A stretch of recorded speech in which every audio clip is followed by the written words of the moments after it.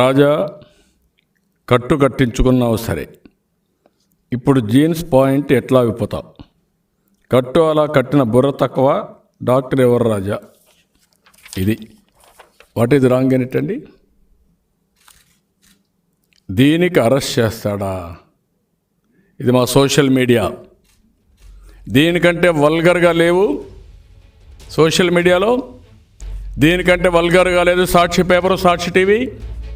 ఎందుకు అరెస్ట్ చేయడు డీజీ? సమాధానం చెప్పండి దీనికి. ఈ పోస్ట్ చేసిన దానికి మా సోషల్ మీడియా కుర్రాడిని అరెస్ట్ చేస్తాడా? ఈ పోలీసులు చూస్తాను, నేను కూడా వదిలిపెడతాను. నేను మాకు ఫండమెంటల్ రైట్ కాదండి దీంట్లో మీకు అబ్జెక్షన్ అని చెప్పండి. ఏంటి అబ్సెనిటీ? బట్టలిప్పి చూపించలేదు మేము. నన్ను గురించి, అనురాధ గురించి, లోకేష్ గురించి, అందరిని గురించి ఇష్టానుసారంగా పెట్టారు. ఎన్ని చేయాలని చేశారు.